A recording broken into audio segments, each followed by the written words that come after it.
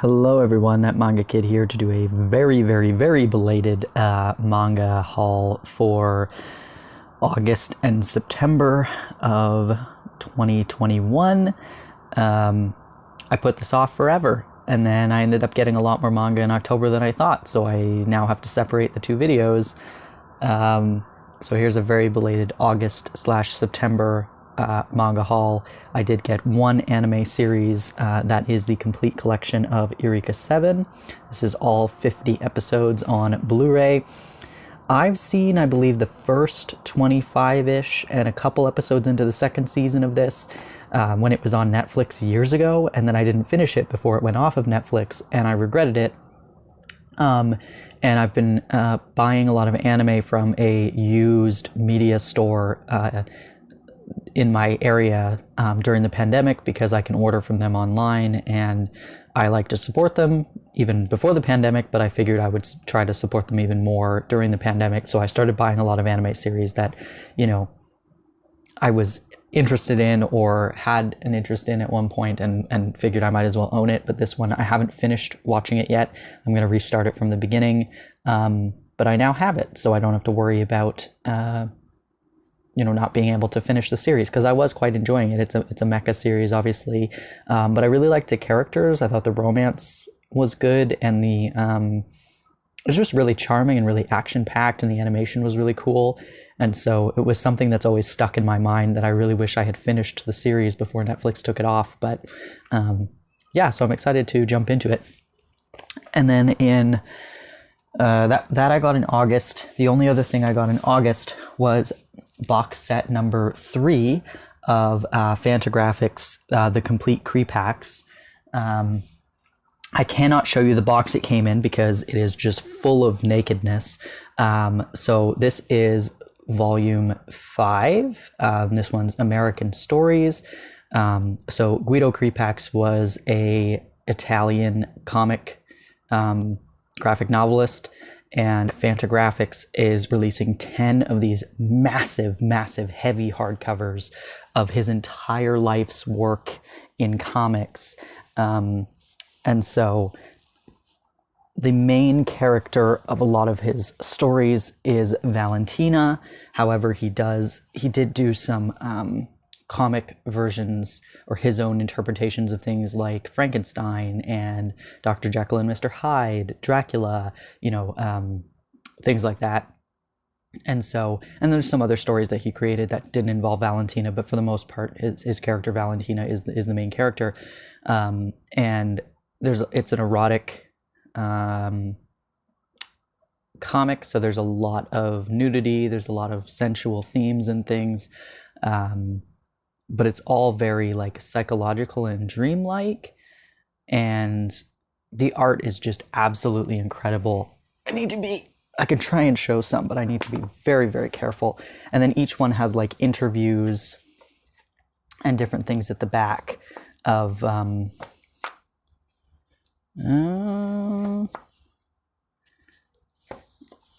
about Creepacks and his life and his legacy, and I'm trying to make sure everything I flip to is just nudity, but I think I found a page. I just need to be sure before I switch it. Okay. So here's some artwork. Just absolutely incredible. The paneling is so cool. With just the angular nature of it, and it's really incredible. I've been really enjoying it. I found these by accident when I was on Fantagraphics' website, just looking through other things that they had, because I always check to see what manga they have coming out, but I stumbled into their erotic comics section, or whatever it is that they call it on the website, and I saw one of these volumes, and I was just blown away by the artwork on it and just thought it was so cool. Now this one has a boob on the back. Let me just see if I can cover it up, but yeah, that's Valentina there with the camera. And this one is Dangerous Liaisons is the title of this one. So anyway, I've been buying the box sets. I missed out on volume 1, unfortunately. But it's okay because while there is a chronological sort of nature to his stories, he didn't publish them or write them chronologically. So there's a lot of them that, like, Fantagraphics is not collecting them chronologically as of like when he wrote them. They're kind of collecting the stories in groupings that make the most sense, and releasing them that way. So, missing out on volume 1 is not the end of the world, because you can still get so much enjoyment out of each individual installment. There are some parts that you may need to reference back to, but usually in the notes at the back and the interviews and everything, it kind of like explains a lot about the characters and everything. So really, if you miss out on a volume, it's not the end of the world. You can still pick up on what's happening and really enjoy what's happening. Because like I said, he didn't write them chronologically. He was kind of releasing stories consistently, and sometimes he'd go back to a particular story and do a sequel to that story, but it had been like a decade later. So yeah, it's really, really cool. The artwork is amazing. These are not cheap. Each book in Canada, I think, runs for like $115 or so. The box sets are so it's 2 volumes in each box set, and those are about $180 or so. So it is cheaper to wait for the box set than to buy each one individually. So yeah, this is the most recent box set that came out. Again, apologies, I can't show you the box because it's just full on nudity. But I recommend looking it up and seeing if this is something that interests you, because these are gorgeous. I'm really enjoying them, excited to have them as part of my collection. And I guess I'll have to wait another year or so at least before that next box set will come out. But yeah, so that's volumes 5 and 6 of the complete Creepax. There will be 10 in total.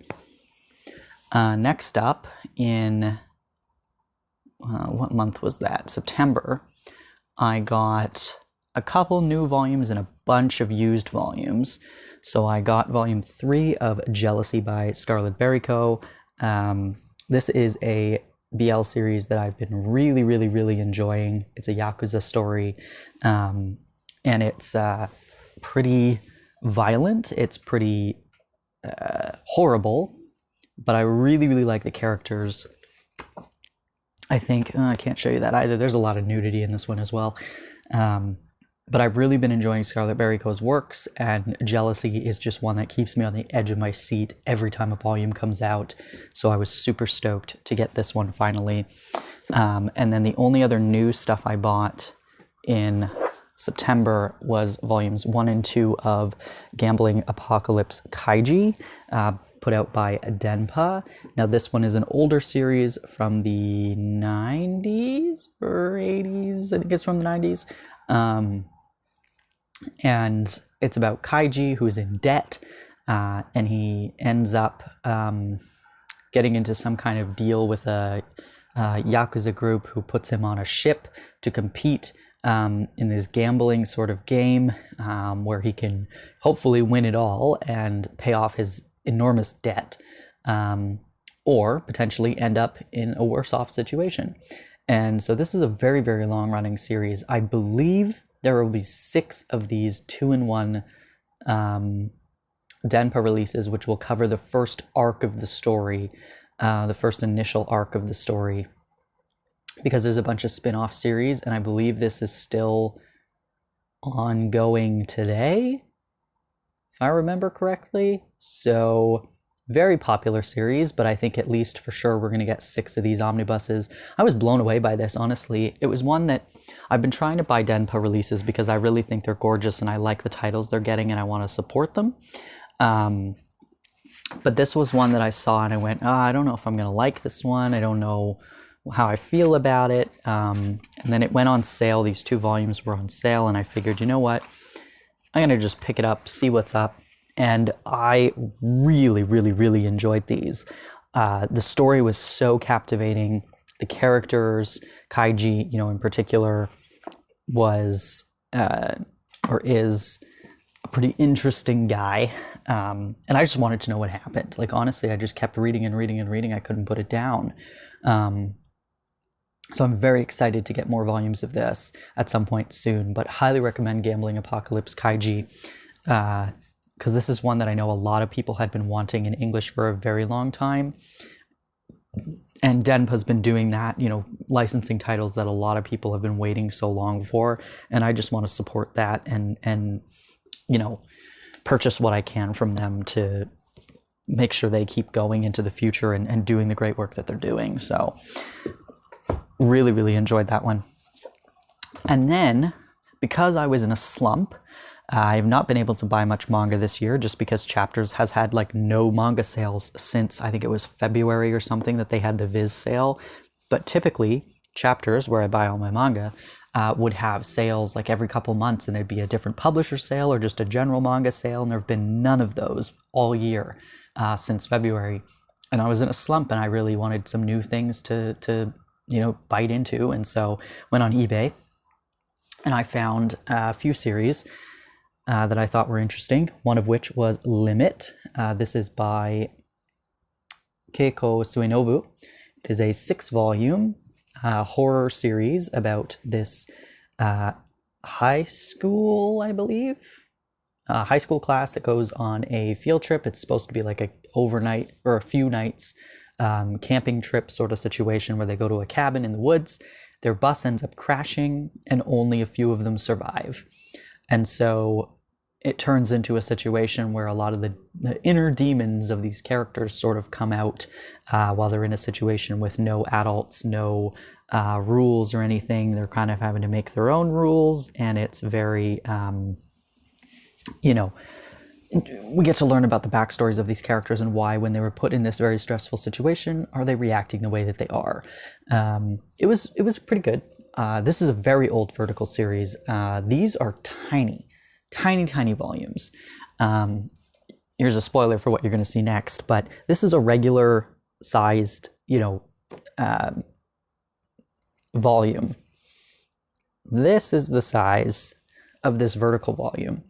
Now, Vertical does have smaller volumes. If you think of like Ajin, Flying Witch, the original Flowers of Evil releases, they have these smaller size volumes. However, Limit is even smaller than that smaller size. So I was shocked when these showed up because they're tiny.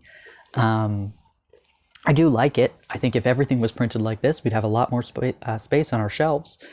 So I really wish that they had stuck with a smaller size, and now they rarely even print in the smaller size of like the Ajin volumes. I think they're just finishing up those series that they had started in that size, and then they probably won't print any more like that, which is unfortunate. But yeah, the art is pretty good. The story is a bit ridiculous. I think it's a lot of like teen angst, and a lot of like, I didn't really understand. There's a certain point in the story where things kind of take a turn, and I don't understand the motivations. But I guess I've never been put in a situation like this where you have no idea if you're going to be rescued. You don't have access to a lot of food or water or anything, and you're stuck in an unfamiliar situation with people who you don't really know very well. I've never been in that situation, so maybe I would react some way that these characters do, but I think it was just like overly dramatic for the sake of it. But then again, I do enjoy horror series. This is a short, quick one that I will read again in the future, and I'm happy to have it. I also just like the really old Vertical logo on the top there. But yeah, I think they look really cool on my shelf, and super happy to have them. I also bought, as you saw, Genshiken, which, if you remember recently in a different haul video, I had volume 1 of Genshiken in the old Del Rey edition, and I read it and I loved it. This is a series I've wanted for so long. It's been interesting to me. I've wanted to get it, but I passed up on the omnibuses and just never got around to it. Now those are out of print from Kodansha, and obviously these Del Rey ones have been out of print for a while. But anyway, I found someone selling the entire Del Rey version of the 9 volumes, and for a good price. and figured I would pick them up because this is one of the kind of staple otaku related